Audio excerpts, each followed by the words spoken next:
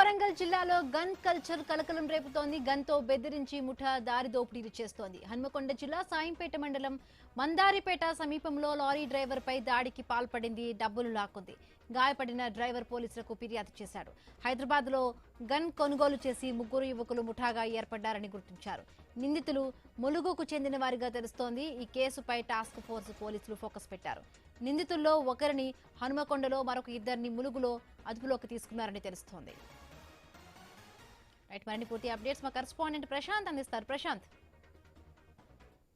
వరంగల్లో gun culture రావడం అయితే ఒక్కసారిగా కలకలం రేగుతుంది. ఇక్కడ ఒక ముఠాగా ఏర్పడి హైదరాబాద్ నుంచి గన్ను కొనుగోలు చేసి ఇక్కడ లారీలను అటు రోడ్డుపై ఉన్నటువంటి వాళ్ళను ఆపి బెదిరించి డబ్బులు తీసుకునే ప్రయత్నం చేస్తూ శాంపేటలో 3 రోజుల క్రితం ఒక లారీని అడ్డగించి డ్రైవర్ ను బెదిరించి కొంత డబ్బులు వసూలు చేశారు. ఈ నేపథ్యంలో లారీ డ్రైవర్ ను చితకబాదడంతో గాయాల పాలైన డ్రైవరు అటు చికిత్స పొంది అనంతరం శాంపేట పోలీసులను ఆశ్రయించి పిటిషన్ ఇవ్వడం జరిగింది.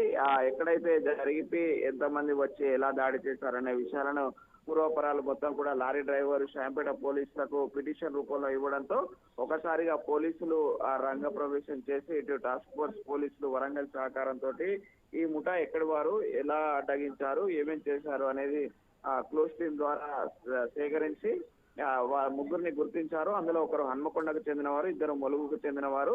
అందులో ములుగుకు సంబంధించిన వ్యక్తిని మొన్న వరంగల్ టాస్క్ ఫోర్స్ పోలీసులు ములుగులో ఒక మొబైల్ షాపుకు వెళ్లిన సందర్భంగా సూర్య అనే రౌడీ షీటర్ ను అదుపులోకి తీసుకున్నారు. అనంతరం మిగతా ఇద్దరిని కూడా సూర్య ఇచ్చిన సమాచారం మేరకు అదుపులోకి తీసుకొని విచారిస్తున్నారు. దీంతో అయితే కొన్ని విషయాలు నిగ్గు తేల్చాయి. అయితే గన్నును హైదరాబాద్ లో కొనుగోలు చేసినట్టు పోలీసుల వద్ద నిందితులు ఒప్పుకున్నారు. మేము ముఠాగా ఏర్పడి ఇలా రౌడీ బ్యాచ్ గా చేసి ఈజీగా మనీ సంపాదించే ఆలోచనతోటే ఈ గన్నును కొనుగోలు చేశామని కూడా పోలీసుల ఎదుట ఒప్పుకోవడంతో ఒక్కసారిగా గన్ కల్చర్ వరంగల్ కు వచ్చిందా అంటూ కూడా ఇంకా ఇలాంటి ముఠాలు కానీ ఇలా గన్ను కొనుగోలు చేసిన వారు ఇంకెవరైనా ఉన్నారా అనే విషయాన్ని అయితే వరంగల్ పోలీస్ కమిషనరేట్ ఆధ్వర్యంలో లోతుగా అధ్యయనం చేస్తున్న పరిస్థితి. అయితే హైదరాబాద్ లో కూడా ఇంత చౌకగా గన్నులు ఎలా దొరుకుతున్నాయి, అసలు ఈ గన్ కల్చర్ తెలంగాణకి రావడం వెనుక ఇంకేదైనా ముఠా ఉందా అనేది కూడా పోలీసులు విచారిస్తున్నారు.